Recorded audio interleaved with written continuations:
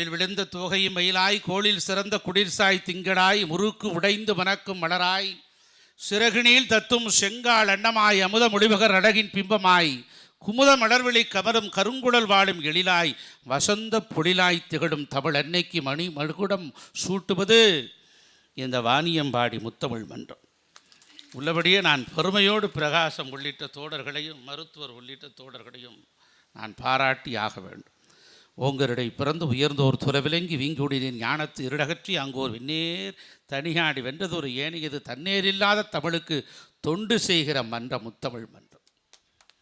கன்னடமும் கடிதரங்கும் கவின் விளையாரமும் துருவும் முன்னுதரத்து உதித்தெழுந்து ஒன்றுபுறவாகினும் ஆரியம்போர் உலகவிடக் கடிந்து விடிந்து சிதையாவன் சீரிடமை செயன்பெறந்து வாழ்த்துதுவே என்று சொன்னானே மனோன்மணியம் சுந்தரனானுடைய தமிழை தூக்கி பிடித்து சிலாகிக்கிற மன்றம்தான் இந்த வாணியம்பாடி முத்தமிழ் மன்றம்.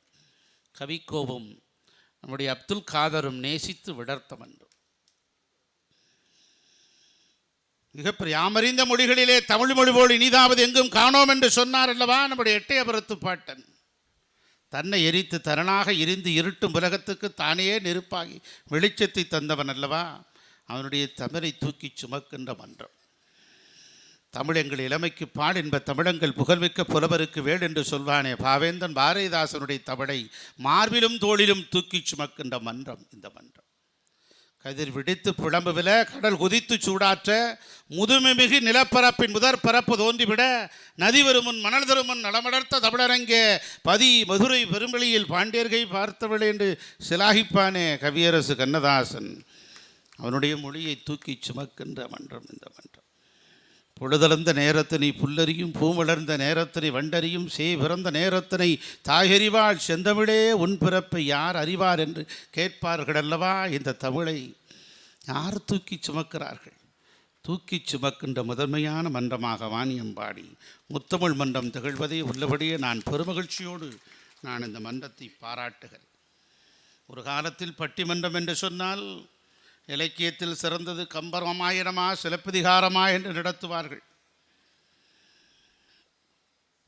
செய்நன்றி கொண்டிருக்கிற மகராக கும்பகர்ணனா கர்ணனா என்று பேசும் பட்டிமன்றம் இப்படி பல்வேறு இலக்கிய சுவைகளை பேசிக் கொண்டிருக்கிறது. சமூக பார்வையோடு குடும்ப பார்வையோடு அப்படியே அடுத்த கட்டத்தை நோக்கி நகர்ந்தது. இப்போது அற்புதமான ஒரு தலைப்பை முத்தமிழ் மன்றம் நமக்கு சமூக பார்வையோடு வழங்கி இருக்கிறது.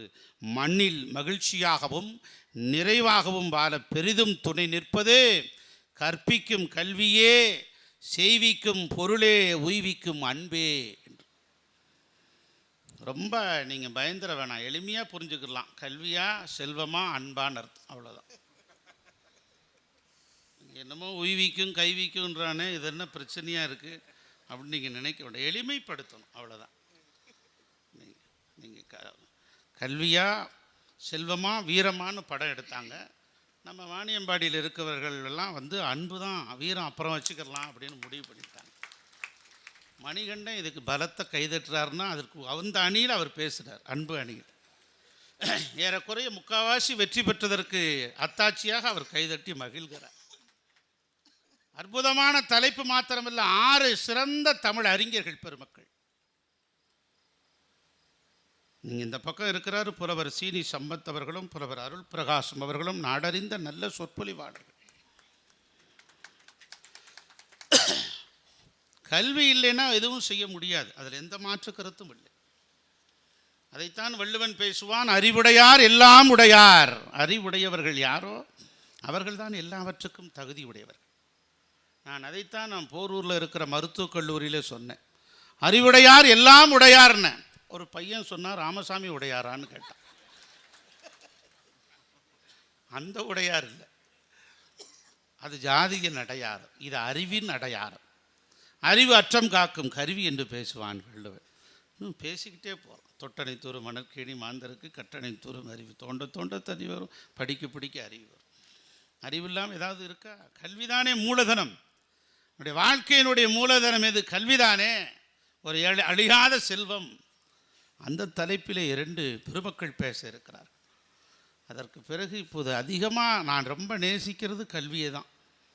இப்போதே நம்ம தீர்ப்பை சொல்லிட்டு புலவர் சீனி சம்பத்துக்கும் அருள் பிரகாசத்துக்கும் பச்சைக்கொடி காட்டிட்டு போயிடலாம். இந்த பக்கம் எங்கள் ஊர்லேருந்து வந்திருக்கிறாரு, அவருக்கு பதில் சொல்லி ஆகணும். நான் கல்வியினுடைய அழியா செல்வத்தை பற்றி பல உதாரணங்களை, பல விஷயங்களை நாம் எடுத்து சொல்லலாம். 1 கோடி ரூபாய் உங்களுக்கு கொடுத்தால் என்ன செய்வீர்கள் என்று கேட்டார்கள். அவர் சொன்னார், நான் நூலகம் அமைப்பேன் என்று சொன்னார். அவர்தான் நம் தேசப்பிதா மகாத்மா காந்தி அவர்கள். ஒரு முறை லண்டனுக்கு சென்றிருந்தார் அண்ணல் அம்பேத்கர். அப்போது அவரை கேட்டார்கள், நீங்கள் எந்த இடத்தில் தங்க விரும்புகிறீர்கள் என்று. உடனே சொன்னார், நூலகத்தின் அருகிலே தங்க விரும்புகிறேன், அப்போதுதான் நான் நூலகத்துக்கு அடிக்கடி சென்று படிக்க இயலும் என்று குறிப்பிட்டார். 1000 பூக்கள் மலரட்டும் என்று சொன்னானே மாசோத்து, அவன் சீனாவின் தந்தை சொன்னான், நீங்கள் அறிஞர்களை, தத்துவஞானிகளை தெரிந்து கொள்ள வேண்டுமா, ஞானாசிரியர்களிடமிருந்து பாடம் கற்றுக்கொள்ள வேண்டுமா, நூலகங்களுக்கு செல்லுங்கள், விலை மதிக்க முடியாத அறிவை பெற்றுக்கொள்ளுங்கள் என்று சொன்னான். அதை போலத்தான் எங்கள் துப்பாக்கிகளை விட, தோட்டாக்களை விட, பீரங்கிகளை விட வலிமையான ஆயுதம் எதுவென்று கேட்டால் நூல்தான், கல்விதான் என்று சொன்னான் லெனின் அவர்கள். எவ்வளவு பெரிய விஷயம். ஒரு அறிவு ஒரு பெருகிக்கொண்டே இருக்கும். வாழ்க்கையில் எப்போவுமே நீங்கள் செய்ய வேண்டிய ஒன்று தான், அறிவை பெருக்க வேண்டும், உடலை சுருக்க வேண்டும். என்னை மாதிரி மாற்றி பண்ணிடக்கூடாது. அமைச்சர் சரின்றார். ஏன்னா நாங்கள் அருகில் இருக்கிற போது நான் எது சாப்பிட்டாலும் பிடிங்க அவர் வச்சுக்கிடுவார், சாப்பிடக்கூடாது அப்படிம்பார். ரொம்ப எச்சரிக்கையோடு இருப்பார். ஒரு மனுஷனுக்கு வெற்றிக்கு 3 காரணிகள் வேண்டும் என்று ஒரு புத்தகம் பேசும். ஒன்று, முதல் படியே அறிவு தான், கல்வி தான். இந்த பக்கம் தராசு தட்டு ஏறிக்கிட்டே போகுது. ஏன்னா இந்த பக்கம் அவர் குடியாத்தத்துலேருந்து, ஆற்காடுலேருந்து, வேலூர்லேருந்து அவர் தான் ரொம்ப ஃபேமஸான இந்த பகுதி ஹீரோ. என்ன அமைச்சரே தலையா வாமான்றார். அந்த அளவுக்கு பேசக்கூடிய ஆற்றல் படைத்தது. அறிவில் அந்த அறிவு ஆற்றலை வளர்த்து கொண்டே இருக்க வேண்டும். அதுதான் ரொம்ப அடிப்படையான விஷயம். மேலை நாட்டு அறிஞன் பிரான்சிஸ் சொன்னான், யாருக்கும் புத்தகத்தை இலவசமாக தராதீர்கள், ஏனென்றால் யாரும் திருப்பி தர மாட்டார்கள். என்னுடைய நூல் நிலையம் முழுவதும் வைத்திருக்கிற புத்தகங்கள் நான் இலவசமாக பெற்றதுதான் என்று சொன்னான். அப்படியானால் அந்த நூலை பற்றி எவ்வளவு நேசித்திருப்பான். பெருந்தகை பேரறிஞர் அண்ணா அவர்களுடைய நினைவு தினம் நாளை அவர் சொன்னார், மருத்துவமனையிலே அவர் அறுவை சிகிச்சை செய்யப்படுகிற நேரம் அது. அந்த நேரத்திலே அவரிடத்திலே மருத்துவர், நாளை உங்களுக்கு அறுவை சிகிச்சை செய்ய நேரம் குறிக்கப்பட்டிருக்கிறது என்று சொன்னவுடன், நாளை மறுநாள் வைத்து கொள்ளலாமா என்று கேட்டார். என்ன அண்ணா அவர்களே, பயந்து விட்டீர்களா என்று மருத்துவர் மீண்டும் கேட்கிற போது அவர் சொன்னார், பயப்படவில்லை, நான் நூலை வாசித்து கொண்டிருக்கிறேன், பாதி முடிந்து விட்டது, இன்னும் பாதி பாக்கி இருக்கிறது. ஒருவேளை அறுவை சிகிச்சை செய்து என்னுடைய உடல் கூட்டிலிருந்து உயிர் பறவை பறந்து விட்டால் பாதி நூலை படிக்காமல் போய்விடக்கூடாதல்லவா, ஆகவே முழுவதுமாக படித்து விட்ட பிறகு நீங்கள் அறுவை சிகிச்சை செய்து கொள்ளலாம் என்று சொன்னான் அந்த ஈடுகினை ஏற்ற தலைவர். எவ்வளோ பெரிய விஷயம். அதனால தான் 3 காரணிகளில் முதல் காரணியாக கல்வியை, அறிவை வைத்தான் அறிஞர்கள். 2வது காரணி உடல். உடலை எப்போதுமே நல்ல முறையில் பராமரிக்கணும். அதைத்தான் நம்முடைய டாக்டர், இங்கே 2 டாக்டர்கள் நூலை எழுதியிருக்கிறாங்க. அதுவும் டாக்டர் மகுடமுடி அவர்கள் அற்புதமான ஒரு நூலை, இதயத்தை காப்பது எப்படி என்று ஒரு நூலை அற்புதமாக வடிவமைத்து தந்திருக்கிறார். உடலை கட்டுக்கோப்பாக வைத்து கொள்ள வேண்டும். தொந்தி மரணத்தின் தந்தி. மணிகண்டன் நானும் அந்த வகையில் எங்களுக்கு தந்தி வந்திருக்கு. எச்சரிக்கையாக இருக்கணும், தொந்தி வரக்கூடாது. உடலில் ஆரோக்கியமாக இருக்க வேண்டும். 3வது காரணியாக அவன் எதை வைத்திருக்கிறான் என்று சொன்னால் மனம்.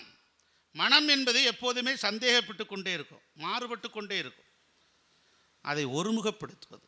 ஆக கல்வியையும் உடலையும் மனதையும் ஒரு சீராக எவன் பராமரிக்கிறானோ, எவன் ஒருவன் அதிலே ஆளுமைத்தனத்தோடு இருக்கிறானோ அவனுங்க வெற்றியாளர் என்று சொல்கிறார்கள். எனக்கு தெரிஞ்சு 3ஐயும் சரிசமமாக சரியாக பராமரிக்கிறவர் உங்கள் ஊர் மண்ணின் மைந்தன் அமைச்சர் கேசி வீரமணி. ஆமாம். ஆக அதைத்தான் இங்கே கல்வியினுடைய முதல் படியாக, தலைப்பிலே முதல் படியாக இங்கே எடுத்து சொல்லியிருக்கிறார்கள்.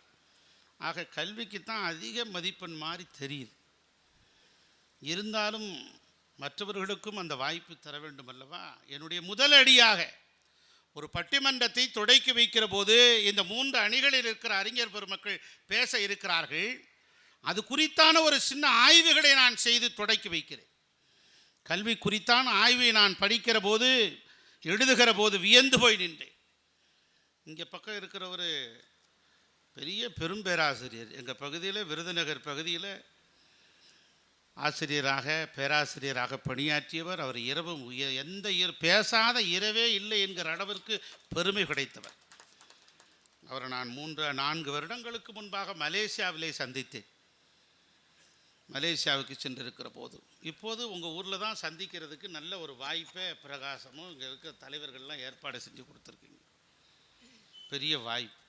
அதான் நான் சொன்னேன், வெளிநாட்டில் தான் உங்களை சந்திக்க முடியுமான்னு கேட்டேன். அவ்வளோ பெரிய அறிஞர். அதுக்கு பக்கத்தில் நம்முடைய அருமை சகோதரி மலர்விழி, அற்புதமாக பேசக்கூடியவர். அவர்கள் செல்வம், தலைப்பு என்னவென்று கேட்டால் நம்முடைய செய்விக்கும் பொருளே என்று பற்றி பேச இருக்கிறார். செல்வம் இல்லாவிட்டால் என்ன? ஒரு பொருள் இல்லாதவரையும் பொருளாக செய்வது இல்லை பொருள் அப்படின்னு சொல்லுவான், வள்ளுவன் பேசுவான். ஒன்றும் இல்லாதவனை கூட ஒரு பொருள் இருந்தால் அவனை பெரியாள்னு சொல்கிறது இந்த உலகம். அப்படிப்பட்டவர்கள் பொருள் இருந்தால் எப்படிப்பட்டதாக இருக்கும்? பொருள்தான் முதன்மையானதாக கருதுகிற இந்த உலகம் மாறிக்கொண்டிருக்கிறது. அழியாத செல்வம் என்று அதைத்தான் கருதி கொண்டிருக்கிறது. ஒருவர் 2000 ரூபாய் புது நோட்டை எடுத்து காட்டினார். பெரிய கூட்டம், அநேகமாக முத்தமிழ் மன்ற வாணியம்பாடியில் கூடியிருக்கக்கூடிய இதே அளவு கூட்டம் தான் அங்கேயும் கூடியிருந்தது. 2000 ரூபாய் தாளை எடுத்து காட்டி இது யாருக்கு வேணும்னு கேட்டாங்க. இருப்பது ஒரே ரூபாய் 2000 தாள். எல்லோரும் தன்னிடம் இருக்கிற 2 கையையும் தூக்கி எனக்கு வேண்டும் என்று சொன்னார்கள். இருப்பதோ ஒன்று, கேட்பதோ அனைவரும். என்ன செய்வது என்று யோசித்து பார்த்து அந்த 2000 ரூபாய் தாளை கசக்கி இப்போது இது யாருக்கு வேண்டும் என்று கேட்டார். அப்போதும் எல்லோரும் எனக்கு வேண்டும் எனக்கு வேண்டும் என்று கேட்டார்கள். என்னடா இது, இருப்பது ஒன்று எல்லாருக்கும் எப்படி தர முடியும்னு சொல்லி பக்கத்தில் இருக்கக்கூடிய இடத்துல இறங்கி போய் சேத்துல சகதியில் அதை புரட்டி எடுத்து இப்போ இந்த 2000 ரூபாய் தாள் யாருக்கு வேணும்னு கேட்டான். அப்பையும் எல்லாரும் எனக்கு வேணும் எனக்கு வேணும்னா. அப்போ தான் இவனுக்கு ஒரு உண்மை புரிந்தது. 2000 ரூபாய் தாள், 2000 ரூபாய் நோட்டு புதிதாக இருந்தாலும் 1008 முறை கசங்கினாலும் அது சேற்றிலும் சகதியிலும் புரண்டாலும் கூட 2000 ரூபாய் என்கிற மதிப்பை எந்த கட்டத்திலும் அது இழப்பதில்லை. அதனால தான் அந்த மதிப்பு குறையறதில்லை. அது எந்த நிலையிலும் இருந்தாலும் அதை கேட்கிறார்கள். செல்வத்தினுடைய பெரும் ஒரு விஷயம் இல்லவா அது? இன்றைக்கு உலகத்திலே பெரிய பணக்காரன் பில்கேட்ஸ் ஒரு முறை சொன்னார் தன்னுடைய வாழ்க்கை வரலாற்று புத்தகத்தில், நான் வேலையை இழந்து நின்றேன், மிகவும் துயரத்தோடும் துன்பத்தோடும் என்னுடைய வாழ்க்கை படகை செலுத்தி கொண்டிருந்தேன். ஒரு முறை நான் நியூயார்க் வீதிகளில் ரயில் நிலையத்தில் அமைதியாக நான் வெறிச்சோடி போய் உட்கார்ந்திருக்கிற போது அன்றே நாளிதழில் வாசித்தால் நன்றாக இருக்குமே என்று கருதி நாளிதழை வாங்கலாம் என்று நாளிதழ் கடை விற்று கொண்டிருக்கிற ஒரு கருப்பினச் சிறுவனின் அருகில் சென்றேன். அப்போதுதான் என் பாக்கெட்டை தட்டி பார்த்தால் பணம் இல்லை. நிலைமையை அறிந்த அந்த அன்பு பிடிந்திருக்கிற அந்த கருப்பினச் சிறுவன் நாளிதழை கொடுத்து வைத்து கொள்ளுங்கள் என்று சொன்னான். தம்பி, என்னிடத்திலே பணம் இல்லையே என்று சொன்னான். பரவாயில்லை ஐயா, வைத்து கொள்ளுங்கள் என்று சொன்னான். அவர் படித்து விட்ட பிறகு ஒரு 3 மாதம் 3.5 மாதம் உருண்டோடி விட்டது.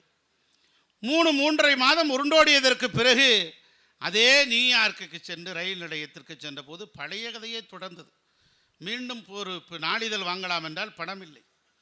கருப்பினச் சிறுவன் சிரித்து கொண்டே தந்தான். இல்லை வேண்டாம், ஏற்கனவே கடந்த முறை வாங்கியதற்கு நான் பணம் தரவில்லை, இப்போதும் வேண்டாம் என்று சென்று சொன்னபோது கருப்பினச் சிறுவன் சொன்னான், லாபத்திலிருந்து தருகிறேன், வைத்துக் கொள்ளுங்கள், பரவாயில்லை, எனக்கு ஒன்றும் நட்டமில்லை என்று சொன்னான்.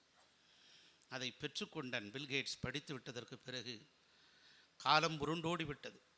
இரவு பகல் கடந்து விட்டது. அஸ்தமனம் உதயமெல்லாம் கடந்து உருண்டோடி விட்டது. 19 ஆண்டுகள் கழித்து உலகத்தின் பெரும்பணக்காரர் என்கிற நிலையை தொட்டு நின்றார் பில்கேட்ஸ்.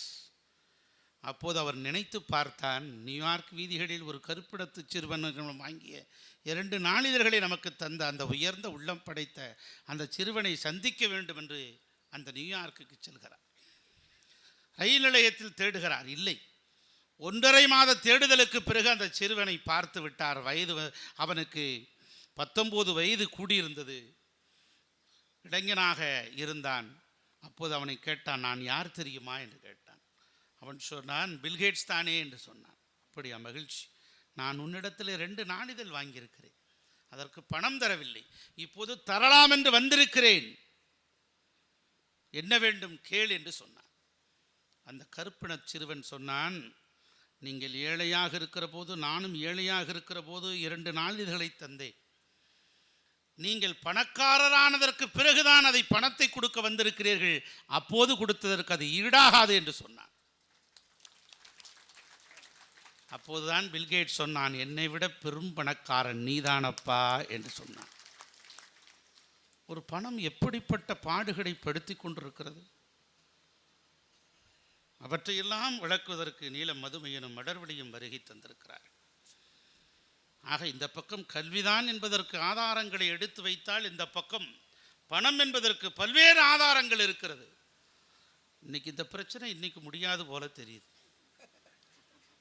ஆமாம், வழக்க ஒத்தி தான் வைக்கணும்.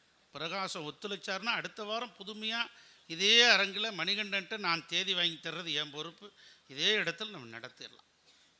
தீர்ப்பு மட்டும் சொல்லலாம் 3 மணி நேரமாக. அந்த பக்கம் பார்த்தா அன்பு, விலை மதிக்க முடியாதது அன்பு.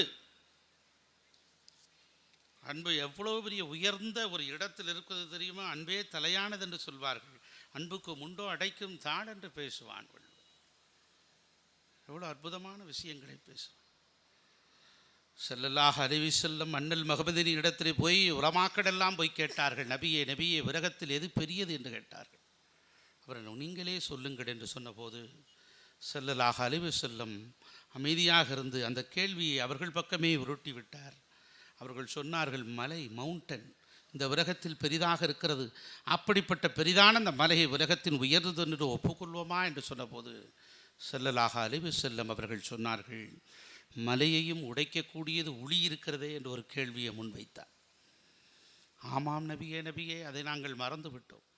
பெரிய மலையாக இருந்தாலும் உடைக்கக்கூடிய சின்ன உளி இருக்கிறது, அப்படிப்பட்ட ஒளியை நாங்கள் மறந்துவிட்டோம். ஒளியை இந்த உலகத்தின் முதன்மையானது என்று ஒப்புக்கொள்வோமா என்று கேட்டபோது ஸல்லல்லாஹு அலைஹி வஸல்லம் மீண்டும் அமைதியா வடிவமான அவர் சொன்னார், ஒளியையும் உருக்கக்கூடியது நெருப்பு இருக்கிறதே அல்லவா என்று ஒரு கேள்வியை முன்வைத்தார்.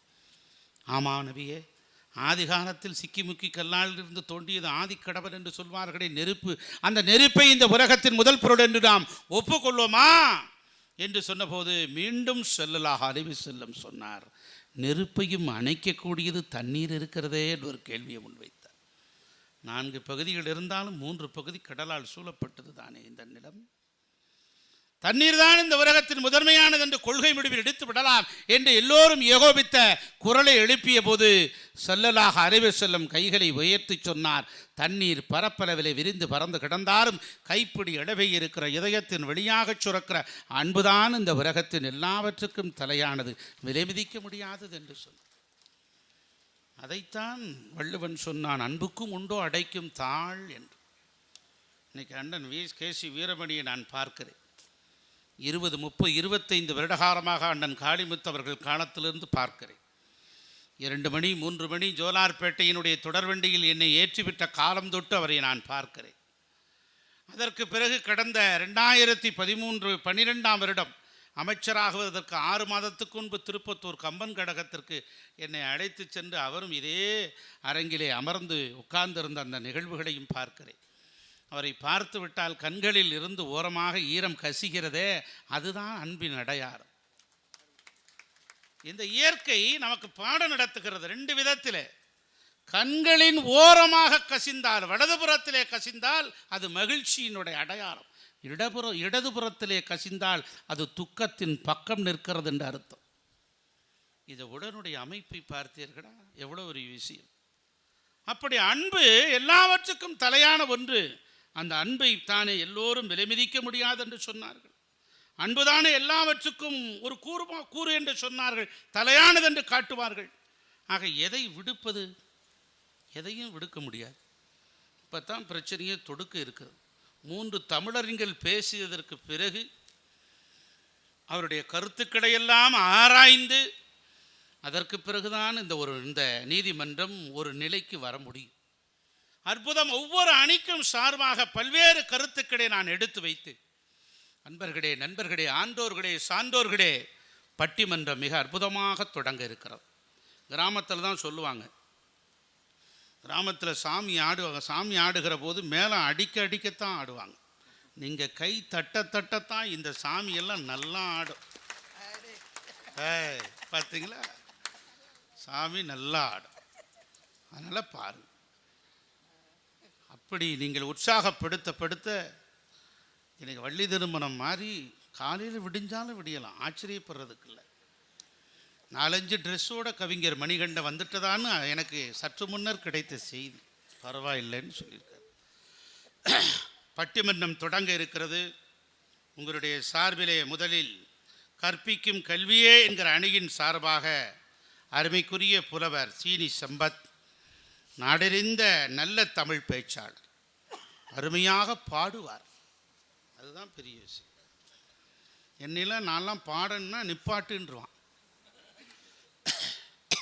பாடல் எழுதியிருக்கேன், திரைப்படத்து பாடுறது ரொம்ப கஷ்டம். அப்படி பாடக்கூடியவர் வேலூர் பகுதிகளில், ஆரணி பகுதிகளில், ஆற்காடு பகுதிகளில், குடியாத்தம் பகுதிகளில் போன்ற பகுதிகளெல்லாம் இவர் தான் சிவகார்த்திகேயன், அந்த அளவுக்கு ஃபேமஸான.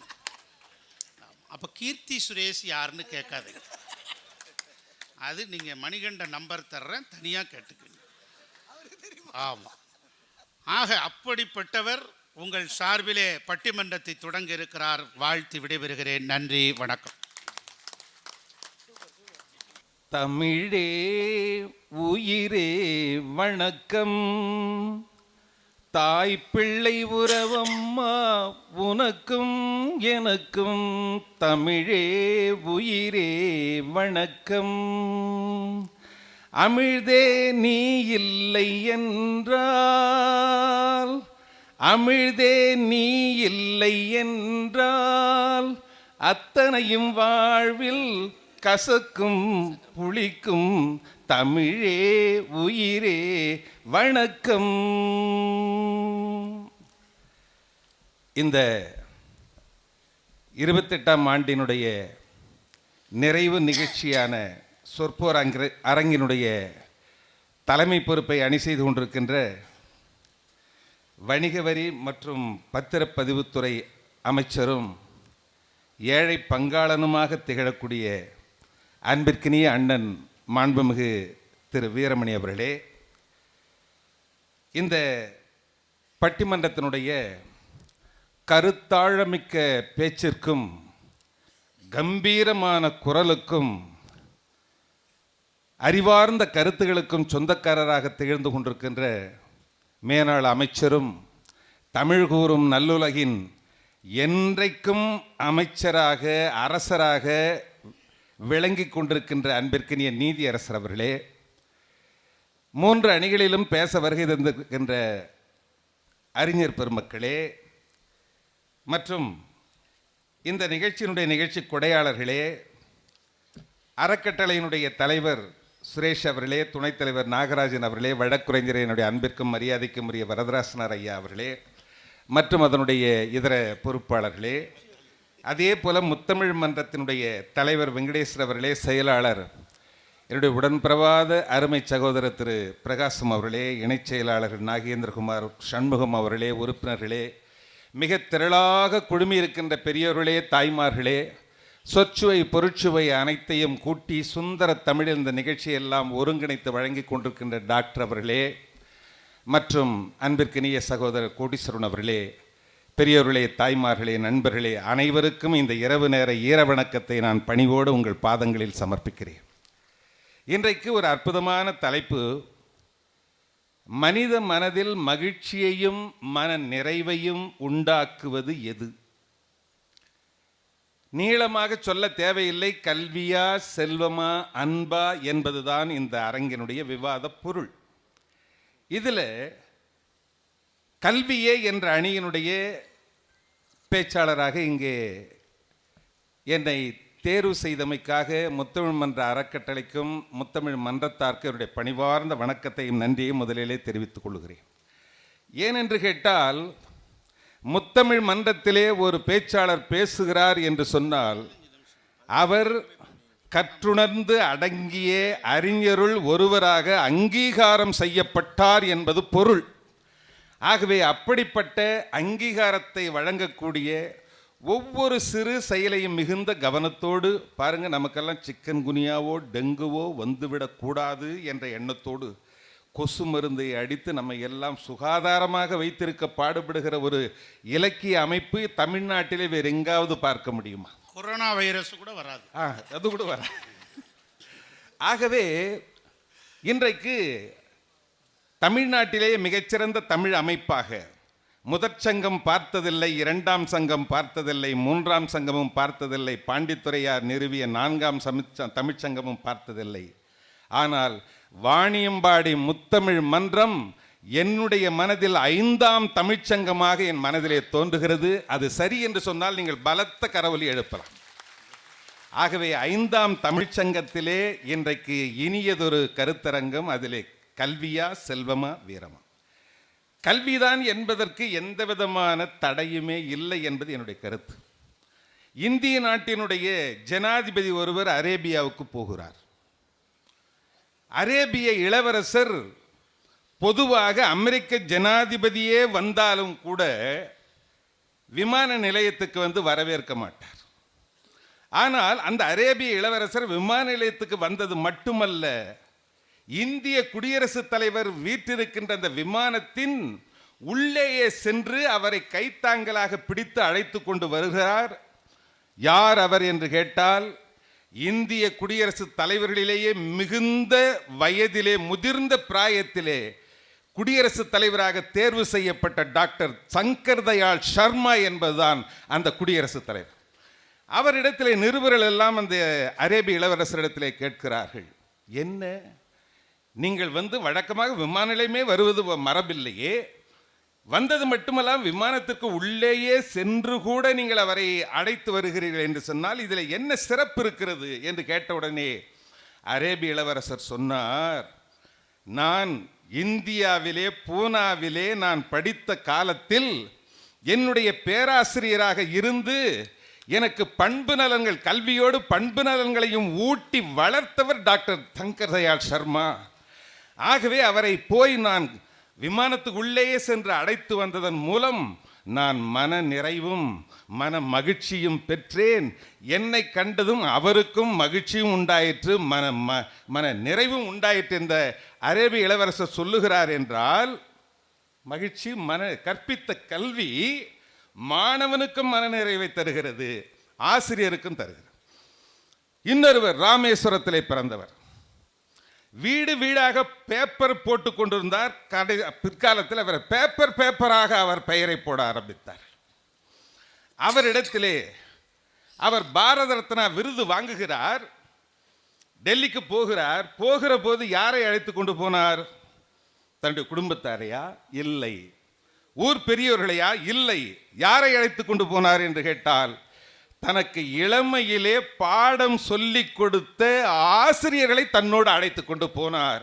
அவர் பாரத ரத்னா விருது வாங்குகிற போது ஒவ்வொரு ஆசிரியனுடைய மனமும் எப்படி மகிழ்ச்சியால் குதூகலித்திருக்கும், எப்படி மன நிறைவால் நிறைவடைந்திருக்கும் என்பதை உங்கள் கற்பனைக்கே விட்டு விடுகிறேன். இது போல அடுக்கிக் கொண்டே போகலாம். டாக்டர் நம்முடைய சக்கரவர்த்தி ராஜகோபாலாச்சாரி அவரை எடுத்துக்கொள்ளுங்கள்.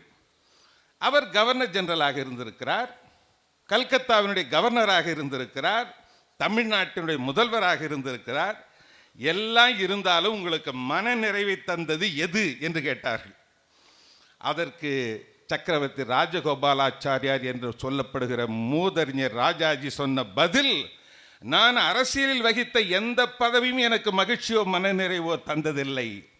மக்கள் மனதிலே பண்பு நலன்களை வளர்க்கக்கூடிய வியாசர் விருந்து என்ற மகாபாரதத்தையும் சக்கரவர்த்தி திருமகன் என்று சொல்லப்படுகிற ராமாயணத்தையும் அந்த 2 நூல்களை எழுதியதுதான் எனக்கு மகிழ்ச்சியும் மன நிறைவையும் தந்தது என்று கூறுகிறார். என்றால் நான் மிகப்பெரிய 3 சான்றுகளை நான் இந்த இடத்திலே வைத்திருக்கிறேன். இந்த பணம் இருக்கே, இந்த பணத்தை மாதிரி மனுஷனுக்கு ஆபத்தை தர்ற பொருள் எதுவுமே கிடையாது. ஏன்னு கேட்டால் பணம் சேர சேர சேர மனிதனுடைய குணம் மாறும். பணம் சேர சேர மனிதனுடைய குணம் மாறும். அதனால்தான் கவியரசு கண்ணதாசன் என்ன தெரியுமா பாடினாரு? சொந்தமில்லை பந்தமில்லை ஏறி மீதிக்கும், தோள் மீது ஏறி நின்று காதை கடிக்கும், பல கோடி சேர்த்தாலும் மேலும் நினைக்கும், படுபாவி என்ற பேரை கொடுக்கும். காசு என்ற சொல்லின் பொருள் குற்றம் என்பது, காசு வர ஓடிவிடும் சுற்றம் என்பது, நாணயம் என்றால் அதன் பேர் நேர்மை என்பது, நல்லவர்க்கு காசு பணம் தேவையற்றது, பணத்தாலே நல்ல உள்ளம் பேயானது, குணத்தாலே அது மீண்டும் தாயானது. பணத்தை பற்றிய ஒரு பாட்டு. பணம் வந்து சேர்ந்துச்சுன்னா மனுஷனுடைய குணம் மாறுங்க. ஒரு துறவி என்ன பண்ணார்? மலை குகை ஒன்று வெளியே வரும்போது, ஐயோ குகையில் எமன் இருக்கான், குகையில் எமன் இருக்கான்னு ஓடி வந்தார். அதை பார்த்தாங்க 3 பேர். குகையில் யமனா? உள்ள போய் பார்த்தா மலையாட்டை குவிச்சு வச்சிருக்குது பொற்காசு. என்னடா இது? இந்த காசை பார்த்துட்டு இந்த சாமியாருக்கு என்ன புத்தி கித்தி கெட்டு போச்சா?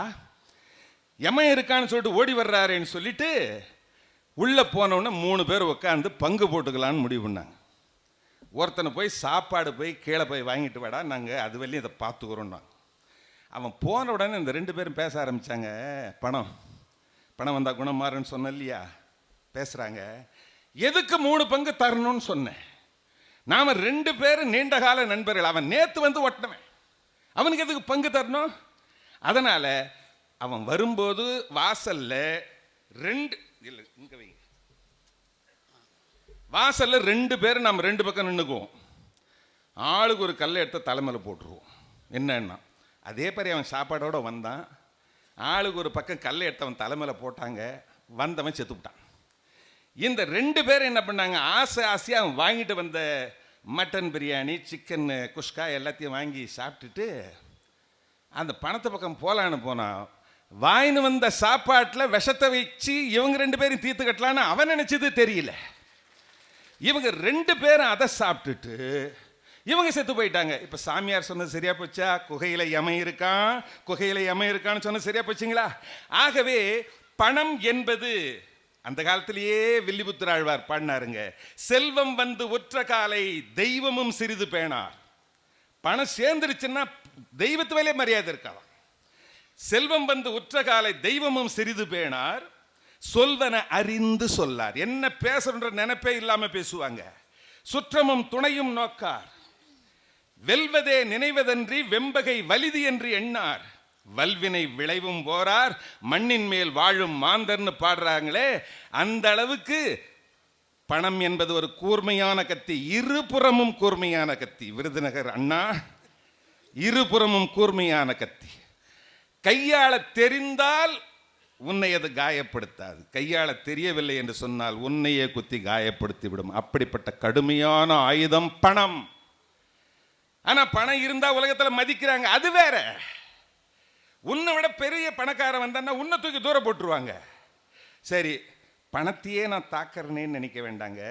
இந்த அன்பு இருக்கு பாருங்க, அன்பு என்னவோ நல்லதுதான். தீபத்தை வைத்து கொண்டு திருக்குறளும் படிக்கலாம், வீட்டையும் எரிக்கலாம்னு பாட்டு எழுதுனாங்க அன்னைக்கு. அதே போல் அன்புன்ற சொல்ல இன்னைக்கு இருக்கிற நிலைமையில் ரயிலில் நான் போயிட்டு இருந்தேன் சார். ரயிலில் போயிட்டு இருந்தேன், பசியாக இருக்கேன்னு ஒரு பிஸ்கட் எடுத்து சாப்பிட ஆரம்பித்தேன். பக்கத்தில் ஒரு குழந்தை என்னையே பார்க்குது. சரி, அதுக்கு தான் ஒன்று கொடுக்கலாமேன்னு சொல்லிட்டு அன்போட, உய்விக்கும் அன்போட அதுக்கு நான் ஒரு பிஸ்கட் எடுத்து கொடுத்தேன். அது வரலையும் அவங்க அம்மா எங்கே இருந்தாலோ தெரியல, திகிடுன்னு ஓடியாண்டா, பிஸ்கட்டை பிடிங்க தூரம் போட்டா, பலாருன்னு வாய் மேலே ஒரு அடி அடித்தா, பிஸ்கட் வந்து வெளியே விழுந்துச்சு. அதுக்கப்புறம் அந்த குழந்தைய பார்த்து சொல்கிறா, கண்டவங்கெல்லாம் கொடுக்கறத வாங்கி தின்னக்கூடாது, அப்படி தின்னா என்ன பண்ணுவாங்க தெரியுமா? இவங்க உன்னை கூட்டிகிட்டு போய் கண்ணை தோண்டி நாக்க அறுத்து பிச்சை எடுக்க வச்சுருவாங்க, புரியுதா? அப்படின்னு ஒன்று இப்போ எனக்கு எப்படி இருக்கும்? நான் அன்பு காட்ட போனேன். அன்பு காட்ட அதே ரயிலில் ஒரு நாள் ரயிலில் திரும்பி வந்துட்டு இருக்கேன். ஒரு ஆள் வந்து என்கிட்ட, சார் எங்கள் அம்மா சார் ரொம்ப வயசானவங்க, அவங்க பெர்த்தில் கொஞ்சம் லோயர் பெர்த்தாக கொடுத்தா கொஞ்சம் நல்லாயிருக்கும், அதனால் 13க்கும் 17க்கும் இன்டர்சேஞ்ச் பண்ணிக்கலாமா அப்படின்னார். இந்த அம்மா பார்த்தா உண்மையிலே வயசானவங்க, அதனால் நம்ம அம்மாவாக இருந்தால் நம்ம இடம் கொடுக்க மாட்டோமா அப்படின்னு நினச்சிட்டு அந்த அம்மா அவங்க படுக்க வச்சுட்டு, ஆமாம் 17வது பெட்டில் இருந்து யாரோ படுத்துன்னு இருக்காங்களே, என்ன சார் 17ங்கிறது சீட் நம்பர் இல்லை, கோச் நம்பருன்னா. அப்போ நான் இதை தேடி நடந்து நடந்து நடந்தே எனக்கு ராவெல்லாம் விடிஞ்சு போச்சு. அன்பு சார், அன்பு. இன்னைக்கு அந்த அளவுக்கு இன்னொன்று, ரோட்டில் அடிபட்டு விழுந்து கிடந்தான் ஒருத்தன், எல்லாரும் வேடிக்கை பார்த்துட்டு போகிறாங்க. அவனை கூட்டு போய் ஆஸ்பத்திரியில் சேர்த்து சொந்தக்காரருக்கெல்லாம் ஃபோன் பண்ணி அட்வான்ஸ் எல்லாம் கட்டி, சரி தம்பி நான் போயிட்டு வரட்டுமா அப்படின்னு சொல்லிட்டு நான் புறப்படுறப்ப, சார் எல்லாரும் ரோட்டில் வேடிக்கை பார்த்துன்னு தான் சார் போனாங்க, ஒரு பயலாவது என்னை கூட்டு வந்து ஆஸ்பத்திரியில் சேர்க்கணுன்ற அக்கறை இருந்துச்சா சார்? ஒருத்தனு கூட இல்லை சார். நீங்கள் மனுஷன் சார், நீங்கள் மனுஷன். என்னை கொண்டு வந்து சேர்த்து எங்கள் சொந்தக்காரருக்கெல்லாம் ஃபோன் பண்ணி அவங்க கையில் என்னை ஒப்படைச்சிட்டு பாருங்க. உங்களுக்கு நன்றின்னு ஒரு வார்த்தை சொன்னால் பத்தாது சார், உங்களுக்கும் எனக்கு பட்டது போலவே உங்களுக்கும் அடிப்படணும். உங்களை கூட்டு வந்து நானும் ஆஸ்பத்திரியில் சேர்த்து உங்கள் சொந்தக்காரருக்கெல்லாம் ஃபோன் பண்ணணும், அப்போ தான் சார் என் ஜென்மமே ஆறும்னா.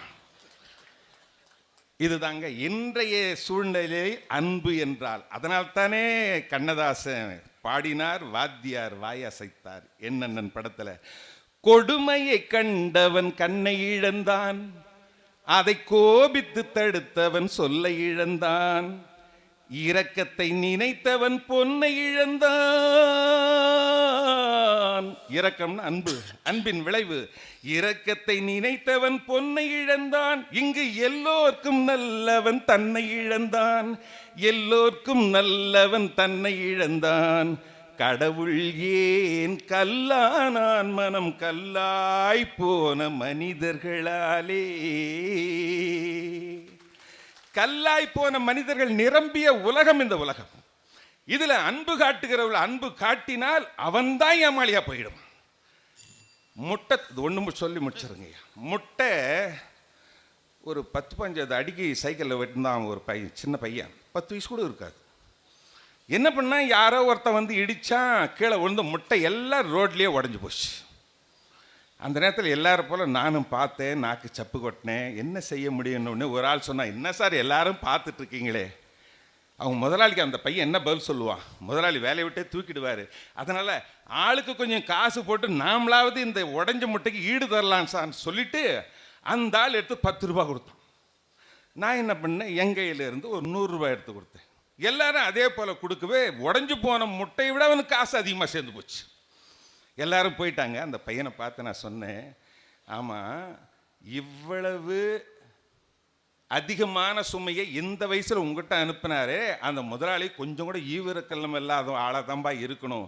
அந்த முதல்ல பணம் கொடுத்து 10 ரூபா கொடுத்து உதவனா இருப்பாருங்க, அவர் மட்டும் இல்லைன்னா இந்த முட்டை உடஞ்சதுக்கு ஈக்குவலாக உனக்கு காசு கிடச்சிருக்குமான்னு. சார் விவரம் தெரியாமல் பேசாதீங்க, முதல்ல 10 ரூபா கொடுத்தவன் தான் எங்கள் முதலாளி.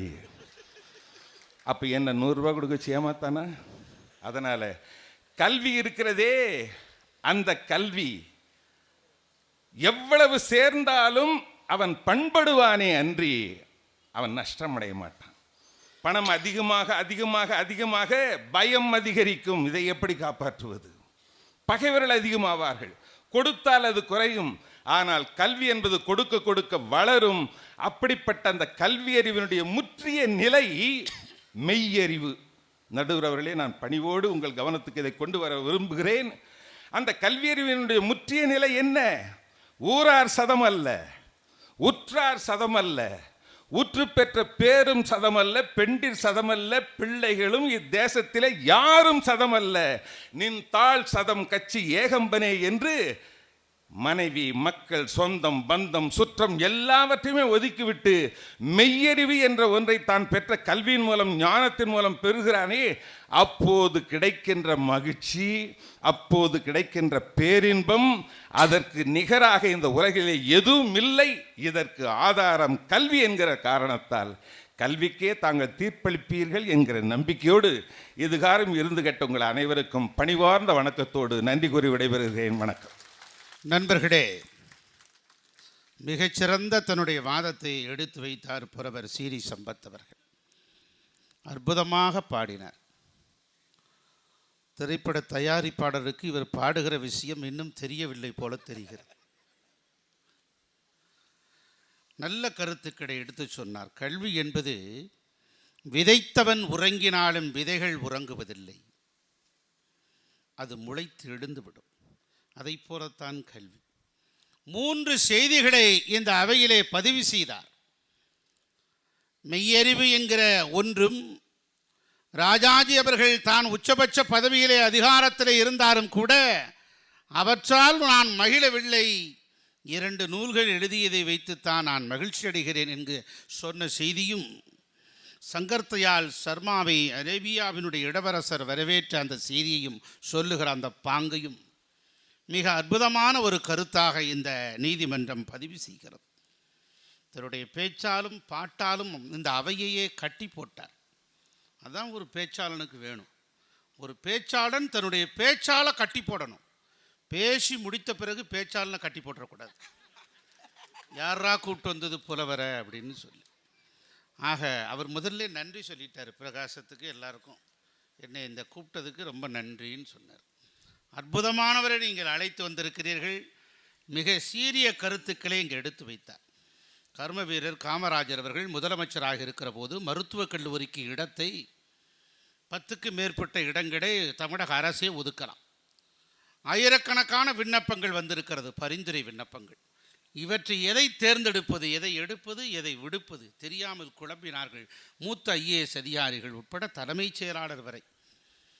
உடனே முதலமைச்சரிடத்திலே கொண்டு போய் இதை சொல்லிவிடலாம் என்று முதலமைச்சர் காமராஜர் அவரிடத்திலே கொண்டு போய் அந்த ஆயிரக்கணக்கான விண்ணப்பத்தை கொடுத்து, இதில் 10 பேரை தேர்ந்தெடுக்க வேண்டும், நாங்களும் 1 மாதமாக முயற்சி செய்து முடியவில்லை, இன்னும் 2 நாளில் அறிவித்தாக வேண்டும், கடைசி நாள் வந்துவிட்டது, நீங்கள் இதிலிருந்து 10 பேரை தேர்ந்தெடுத்து விட்டால் பிரச்சனை இல்லை, நீங்களே தேர்ந்தெடுத்து கொடுங்கள் என்று சொன்னார். உடனே காமராஜர் எல்லாத்தையும் அப்ளிகேஷன்லாம் எடுத்தார். ஒவ்வொன்றா பார்த்துட்டு இருந்தது.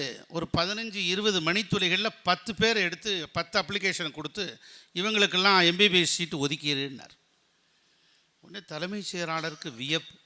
என்னையா 1 மாதமாக நாங்கள் முயற்சி பண்ணி நடக்கலை, நீங்கள் எல்லாம் 10 இதை எடுத்து கொடுத்துட்டீங்களே, எந்த அடிப்படையில் கொடுத்தீர்கள் என்று தெரிந்து கொள்ளலாமா? தயவுசெய்து தவறாக நினைக்க வேண்டாம், சொல்வீர்களா என்று கேட்டார். உடனே காமராஜர் சொன்னார், இது சாதாரண விஷயம், பெரிய விஷயம் ஒன்றும் இல்லை. பெற்றோர் கையொப்பம்ங்கிற இடத்துல எங்கெல்லாம் கை நாட்டு வச்சுருந்தானோ அந்த அப்ளிகேஷன் எடுத்து கொடுத்தேன். கை நாட்டு வச்சிருக்கவன் அவன் வீட்டு பிள்ளை MBBS படிக்கட்டும்னு நினச்சேன் அப்படின்னு சொன்னார். அதுதான் ஒரு அறிவு என்பது எத்தகைய ஒரு ஆளுமை மிக்கது என்பது இன்றும் நாம் சொல்லுகிறோம். இந்த நேரத்திலும் கூட அந்த செய்தியை சொன்னால் நீங்கள் கண் கலங்குகிறீர்கள், உருக்கமடைகிறீர்கள், கைதட்டுகிறீர்கள் என்று சொன்னால் அதுதான் அறிவு. எவ்வளோ பெரிய விஷயத்தை மிக அற்புதமாக கொஞ்சம் கொஞ்சமாக எடுத்து வைத்தார்.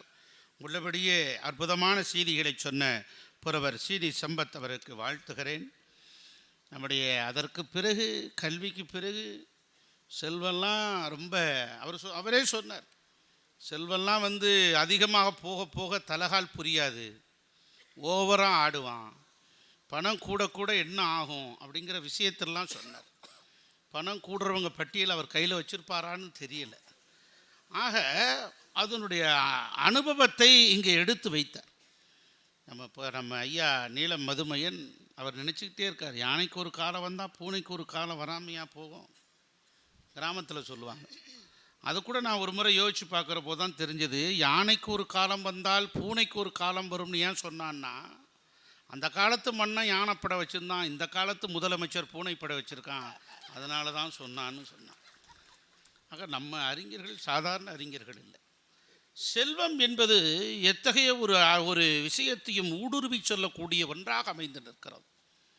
பொருள் இல்லை என்று சொன்னால் எந்த விஷயத்தையும் ஆட்டி படிக்க முடியாது. பண்டமாற்று இருந்த காலகட்டத்தில் சங்ககாரம் தொடங்கி எகிப்திய நாகரிகம் தொடங்கி மெசபடோமியா பாபிலோனியா நாகரிகத்திலிருந்து யூப்ரடிஸ் டைகிரஸ் நதிக்கரை யோரத்திலிருந்து தொடங்கிய அந்தகால வரலாற்றிலிருந்து நாகரிகத்திலிருந்து தொடங்கி நீங்கள் பார்ப்பீர்கள் என்று சொன்னால், தற்போது இருக்கக்கூடிய இந்த காலகட்டத்தில் பணத்தை வைத்துத்தான் எதையும் நாம் பெற வேண்டும். நிலம் வாங்க வேண்டுமா, இடம் வாங்க வேண்டுமா, நகை வாங்க வேண்டுமா, உணவு வாங்க வேண்டுமா, எல்லாவற்றுக்கும் அடிப்படை தேவை பணம். அது இல்லாவிட்டால் என்ன செய்ய முடியும்? அதை விளக்க வருகிறார் அருமைக்குரிய புலவர் நீலம் மதுமையன் அவர்கள். உங்கள் சார்பிலே அவரை அழைக்கிறேன். போற்றுதலுக்கும் பாராட்டுதலுக்கும் உரிய மாண்புமிகு அமைச்சர் அவர்களே, அன்பிற்குரிய சகோதரர் பிரகாசம் அவர்களே, இந்த பட்டிமன்றத்தில் பாங்கறிந்து தீர்ப்பு வழங்க இருக்கின்ற வைகை நதி போல் தமிழை வற்றாமல் பேசி அனைவரையும் கவர்கின்ற பேரன்பிற்குரிய சகோதரர் மேனாள் அமைச்சர் எங்கள் அன்பிற்குரிய நடுவர் அவர்களே, 3 அணிகளிலும் வாதாட வந்திருக்கின்ற அறிஞர் பெருமக்களே, பேரளவில் அல்லாமல் பெருமளவில் கூடி இந்த பட்டிமன்றத்தை ரசித்து கொண்டிருக்கின்ற நண்பர்களே, உங்கள் அத்தனை பேருக்கும் என்னுடைய அன்பு கனிந்த வணக்கத்தை தெரிவித்துக் கொள்ளுகிறேன். தலைப்பை பேச வேண்டாம்னு சொன்னார். ஏன்னா தலைப்பில் தான் விஷயமே இருக்குது. அதனால் என் அன்பிற்குரிய சகோதரர் சீனி சம்பத் அவர் என்ன சொன்னார், அதெல்லாம் ஒன்றும் வேண்டாம், கல்வியா பொருளா அன்பா அப்படி பார்த்தா போதும். அப்படி பார்க்கக்கூடாது. மண்ணில் மகிழ்ச்சியாகவும் மன நிறைவாகவும் வாழ பெரிதும் தேவைப்படுவது எது என்பது கேள்வி. அதில் எங்களை எதுக்கு நடுவில் வச்சாங்க? இப்படி ஒரு கேள்வி வரல. ஏன் பொருளேன்னு முதல்ல கூப்பிட்டுருக்கலாம்ல, கூப்பிடல.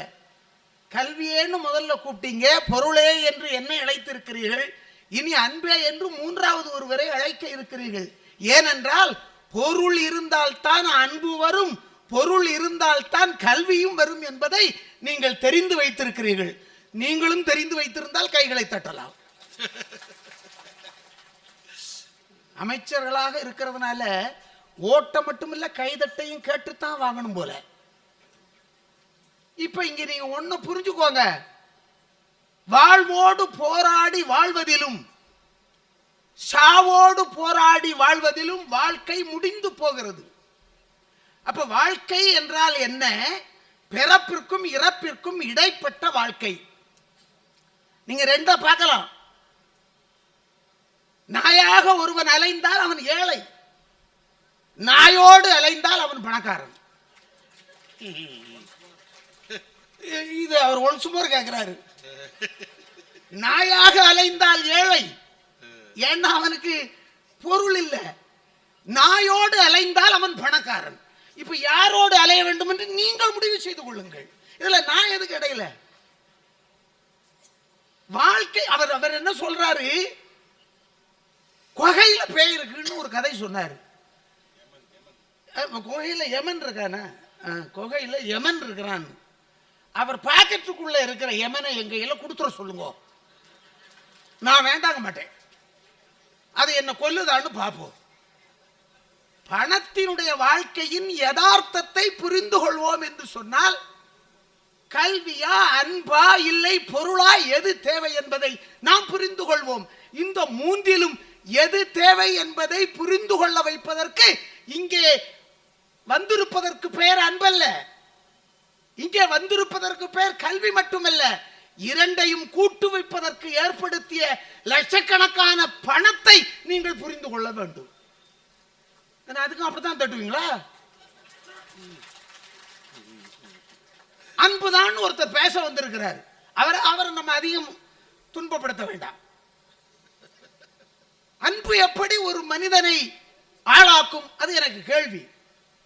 லௌகீகமான குடும்பமான இயற்கை ஒரு தனி மனிதனுடைய வெற்றி, ஒரு குடும்பத்தினுடைய வெற்றி, ஒரு சமூகத்தினுடைய வெற்றி, ஒரு சமூகத்தினுடைய மனநிறைவு, ஒரு குடும்பத்தினுடைய மனநிறைவு, ஒரு தனி மனிதனுடைய மனநிறைவு, மகிழ்ச்சி, இது எதில் அடங்கி இருக்கிறது?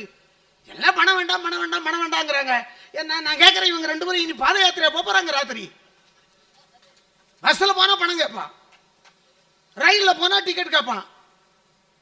சார், வாழ்க்கையை புரிந்து கொள்ளணும். எது தேவை என்பது, இங்கு தேவை எது என்பதை தெரியாமலா இவ்வளவு பேர் கூடியிருக்கிறார்கள். தெரியுமில்லம்மா, நான் உங்களை அப்பவும் விடல இப்பவும் விட மாட்டேன்.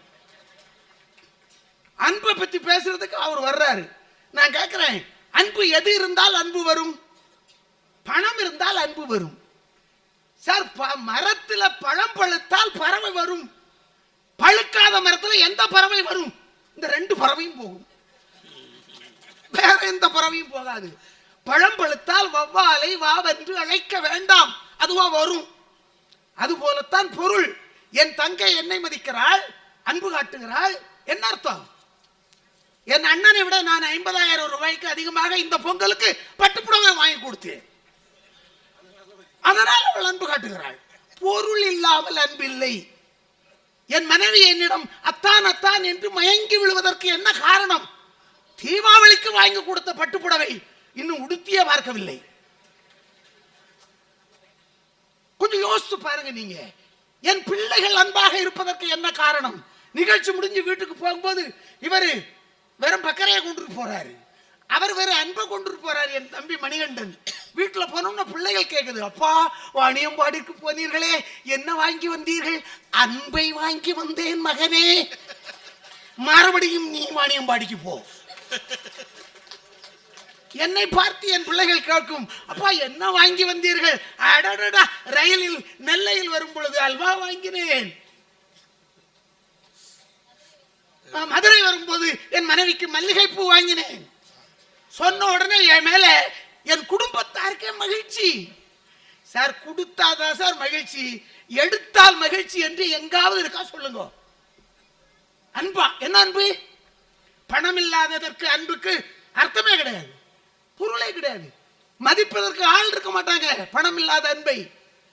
அப்போ ஒரு நாள் சைக்கிள்ல போனான் ஒரு வாலிபன், ஒரு இளம்பெண் பார்த்தாள், நல்லா இருக்கீங்கன்னா.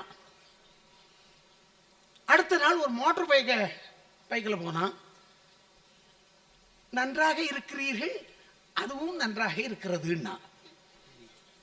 3வது நாள் ஒரு மாருதிக்கார அதுல போனான், போய் இறங்கின சொன்னா உங்களை நான் காதலிக்கிறேன்னா. 4வது நாள் நடந்து போனான், எல்லாம் எங்கே என்றால் அனைத்தும் வாடகை என்றான். அப்படியா அண்ணா என்றாள். இதான் உங்க அன்பு. சைக்கிள்ல போகும்போது கூட வந்த காதல், பைக்கில் போகும்போது வந்த காதல், மாருதி காரில் போகும்போது வந்த காதல். அன்பிற்குரிய தம்பி மணிகண்டன் அவர்களே, நடந்து போகும்போது ஏன் வரவில்லை? வராது. உடனடியாக கார் வாங்குங்கள். அடுத்தவர்கள் காதலிப்பதற்காக இல்லை, என் குழந்தை உங்களை மீண்டும் காதலிப்பதற்கு வேணும்ல சார். அப்பதான் அன்பு வரும், கொடுத்தால் தான் அன்பு. அவர் பெரிய கல்வி ஆசிரியர் சார், பள்ளிக்கூடத்தில் வாத்தியாரா பணியாற்றணுங்கிறதுக்காக கல்விதான் சிறந்ததுன்னு பேசணும்னு யாராவது சொல்லியிருக்காங்களா? ஏன் சார் உங்க கவர்மெண்ட்ல அப்படி சட்டம் இருக்கா? இல்லல்ல, அது வேற ஓய்வு பெற்றாச்சு இல்ல, உண்மையை சொல்லி தொலைய வேண்டியதானே. படிக்கிறதுனாலதான் ஒரு மனுஷன் மிகப்பெரிய அறிஞனாக, மிகப்பெரிய வல்லமை உடையவனாக, பெரிய பணக்காரனாக வருவான்னா அப்படியெல்லாம் கிடையாது. தயவு செய்து நினைக்காதீங்க, பணம் சம்பாதிக்க வேண்டுமானால் தயவு செய்து பள்ளிக்கூடத்துக்கே போகாதீங்க. நான் பணியாற்றியவன் 35 ஆண்டுகள் அனுபவத்தை சொல்றேன். தெரியாதனமா போய் பள்ளிக்கூடத்துக்குள்ள மாட்டிவிட்டு படாத பாடு இன்னைக்கும் பட்டுக்கிட்டு இருக்கேன். இன்னும் சைக்கிளை விட்டு பைக் வாங்க முடியல. அதனால நீங்க அவசரப்பட்டு சம்பளம் கூட்டிட வேண்டாம், ஏன்னா இனி அது எனக்கு வராது. அப்போ அன்பு என்ன சொல்றாரு? செல்வம் கல்வி ரொம்ப உயர்ந்தவராக ஆக்குங்கிறார். நான் ஒரு சின்ன கதையை சொல்றேன். ஒரு மாதா கோயில், அந்த மாதா கோயில்ல மாணிக்கம்னு ஒருத்தன் தான். அவன் மணியாட்டிக்கிட்டே இருந்தான். திடீர்னு ஃபாதர் மாதிரி இன்னொரு ஃபாதர் வந்தாங்க. வந்த உடனே அந்த ஃபாதர் என்ன பண்ணாரு, நம்ம மாதா கோயில்ல பணியாற்றக்கூடிய எல்லோரும் கண்டிப்பாக 8வது படித்திருக்க வேண்டும் அப்படின்னு ஒரு உத்தரவு போட்டாங்க. இந்த பள்ளிக்கூடத்து வாசலுக்கே போனதில்லை. யாரு? நம்ம மாணிக்கம் போகவே இல்லை. அவன் 4-5 நாளா 5-6 வருஷம் போய் படிச்சு பார்த்தான், எழுத்து மண்டைக்கு ஏறல. ஃபாதரை தனியாட்டும் போய் பாவ மன்னிப்பு கேட்டு பார்த்தான், அவர் கொடுக்கறதுக்கு வழி இல்லை. சட்டம்னா எல்லாருக்கும் போகுதான், படிச்சா வேலை இல்லைன்னா வெளியே போட்டாரு. வந்துட்டான். ஒரு டீ கடை, ஒரு வண்டி, உருட்டு வண்டியில் ஒரு டீ ஆரம்பிச்சான். மாணிக்கம் டீ ஸ்டால். டீ நல்லா இருந்ததுன்னு நிறைய பேர் அந்த கடைக்கு வர ஆரம்பிச்சாங்க. அதில் ஒரு பேங்க் மேனேஜர் திடீர்னு ஒருத்தர் சொன்னாரு, மாணிக்கம் டீ நல்லா போடுறியே, நம்ம பேங்க் பக்கத்துலயும் ஒரு டீ கடை போடேன்னாரு. ஒரு மாணிக்கம் எப்படி ஐயா 2 இடத்துல போட முடியும்?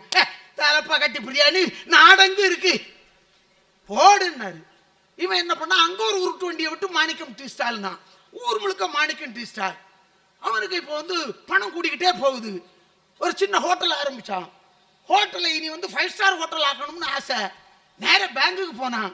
ஐயா, நான் வந்து ஒரு 50 லட்சம் ரூபா கடன் வாங்கணும்னு வந்திருக்கேன். என்ன மாணிக்கம் சார், நீங்க பேங்குக்கு வந்துட்டீங்க? சொல்லியிருந்தா பேங்கே உங்க வீட்டுக்கு வந்திருக்குமே. ஏன் இவர் இப்போ தள்ளுவண்டி மாணிக்கம் இல்லை.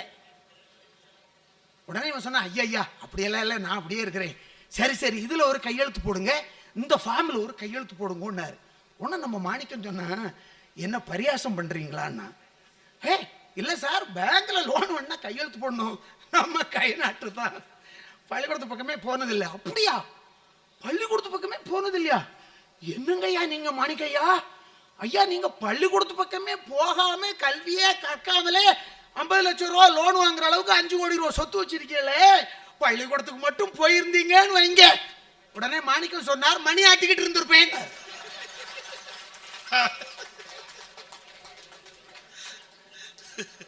இந்த இருக்காங்கல்ல 2 பேரு, இவங்க உங்க எல்லாரையும் மணி ஆட்டுங்கிறாரு.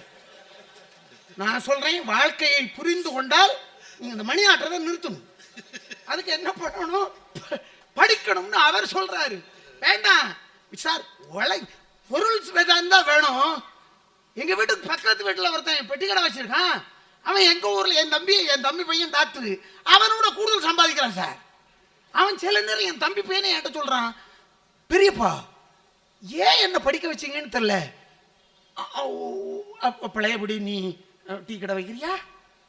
ஆனா போக முடியாது. அதனால முதல்லயே அதை எடுத்துடணும்.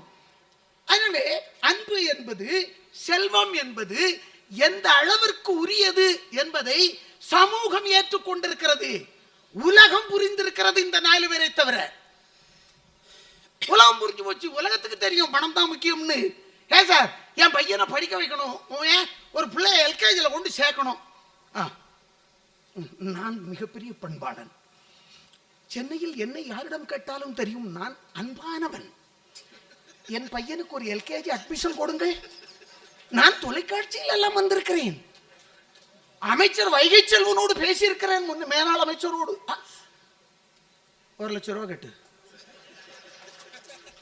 ஏன் அதுக்கு எல்கேஜின்னு வச்சான் தெரியுமா? கேஜா பணத்தை கொண்டு போய் கட்டினாதான் சார் அட்மிஷன்.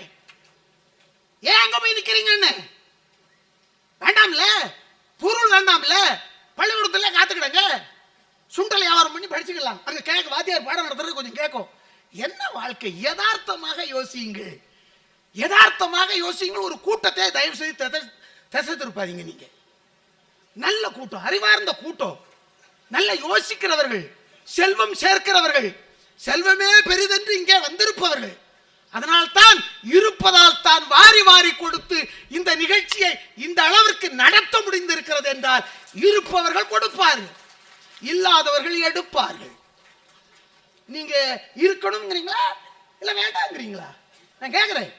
அதனால இவங்க சொல்லுவாங்க, ஒன்றும் இல்லை சார், பிறக்கிற குழந்தைக்கே தெரியுது சார். அப்பெல்லாம் நான் பிறக்கும் போதெல்லாம் குவா குவா அப்படி இருந்தால் அழுதேன். ஏன்னா எங்க வீட்டிலே பிரசவம் பார்த்தாங்க, எந்த டாக்டரும் வரமாட்டாங்க. இப்போ அப்படி இல்லை. இப்போ பிறக்கிற பிள்ளைகள்லாம் ரூவா ரூவா, ஏன்னா பிறந்த உடனே 1.5 லட்சம் ரூபாய் எடுத்து கட்டணும். என்ன படிப்பு, என்ன அநியாயம், என்ன அன்பு, என்ன சார் கண்டுபிடிக்கிறீங்க நீங்க? பெத்த பிள்ளை அதுக்கு என்ன இளவு தெரியும்? அதுக்கு தெரியுது சார் பணம் தான் முக்கியம், ரூபான்னு அழுது. நர்ஸுகள்கிட்ட போய் கேளுங்க, அவ சொல்லி தருவா. இல்லைன்னா இவங்களை விட்டு இனி பிரசவத்தை பார்க்க சொல்லணும், அப்ப தெரிஞ்சிடும்.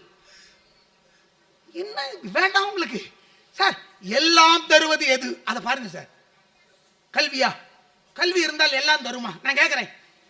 எங்க ஊர்ல என்னை விட அதிகமா படிச்சவங்க எல்லாம் இன்னும் வீட்டுல உட்காந்துருக்கான், சத்திரத்திலையும் சாவடியிலையும் உட்காந்து கதை அடிச்சுட்டு இருக்கான், வேலை கிடைக்கல. நல்லா புரிஞ்சுக்குவாங்க, கல்வி கற்றவர்க்கெல்லாம் என்னது இல்லை, வாழ்க்கை இல்லை. அன்பு இருக்கிறவர்களுக்கெல்லாம் வாழ்க்கை இல்லை, ஆனால் செல்வம் இருப்பவர்களுக்கெல்லாம் வாழ்க்கை உண்டு. வீட்டில் சகோதரிகள் திருமணம் முடித்துக் கொடுப்பதற்கு முடியாமல் தத்தளிக்கிற தாய் தந்தையர்களை பார்த்து நான் இந்த மேடையில் அழ வேண்டும் என்று ஆசைப்படுகிறேன். அவர் சொல்றாரு, அழுகிறாருங்க. ஆசைப்படுகிறேன்னு தான் சொன்னேன். 5 லட்சம் ரூபாய் 50 பவுன் அந்த வீட்டில் காணாமல் போனது. நடந்தது திருட்டல்ல, திருமணம் என்று ஒரு கவிஞன் பதிவு செய்தான். வேணுமில்ல சார், இருந்தா தானே அவ வெளியே போவா. சும்மா பாட்டு மட்டும் பாடுறீங்க. புருஷன் வீட்டில் வாழ போகும் பொண்ணே தங்கச்சி கண்ணே, கொஞ்சம் பணத்தை கொடுத்து விட்டா அவ சந்தோஷமா போவா. தயவு செய்து வெறுங்கையோட அனுப்பிடுறாங்க. உங்க டிகிரி இனி ஆகாதுன்னு கொடுத்து விட்றாங்க. ஆக ஒரு கவிஞன் எழுதுகிறான், என் தமக்கைக்கு திருமணம் முடிந்தது, மகிழ்ச்சி. அவள் புகுந்த வீடு போனாள். மறுநாள் நாங்கள் வாடகை வீடு போனோம். ஏன் சார்? ஏன்? அன்பு இருந்தா முடியுமா? கல்வி இருந்தா முடியுமா சார்? இந்த ரெண்டும் இல்லாமல் பணம் இருந்தால் வாழ்க்கை முடியும். அதனால தயவு செய்து சொல்லுகிறேன், ஐயான்னு பஸ் ஸ்டாண்ட்ல பிச்சை கேட்டாம்னா அவனுக்கு போடுறதுக்காவது பைசா வச்சுக்கோங்க. இந்த 4 இருக்கும். என்ன மணி அடிக்கிறீங்க? மணி அடிச்சு பழக சொன்னீங்களே நீங்க. அதாங்க பார்த்துட்டீங்களே, நல்லா அடிக்குது இல்ல? அதனால தான் வள்ளுவன் சொன்னான், நடுவர் அவர்கள் சொன்னார்கள், பொருள் அல்லவரை பொருளாக செய்யும் பொருள் அல்லது இல்லை பொருள் என்றார். செல்வரை செய்வர் சிறப்பு. செருநருடைய செருக்கறுப்பது எது தெரியுமா? உங்கள் பகைவர்களுடைய செருக்கை அறுக்க வேண்டும் என்று ஆசைப்படுகிறீர்களா? செல்வத்தை சேருங்கள், பகைவன் காணாமல் போவான். என்ன சார் நீங்க என்ன சொல்லிட்டு இருக்கீங்க? இந்த ஒன்றை சொல்லி முடிச்சுடுறேன். கல்யாணம் வீட்டுக்கு போயிருந்தேன். என் கிராமத்தில் மாப்பிள்ளைய மாதிரி ஒருத்தன் அசப்பில் அங்கிட்டு இங்கிட்டும் ஓடிக்கிட்டு இருந்தான். கிழிஞ்ச பனியே, அழுக்கு வேட்டி. ஆனால் மாப்பிள்ளை மாதிரியே இருந்தால் மாப்பிள்ளைகிட்ட கேட்டால் இது ஆடுறான்னு.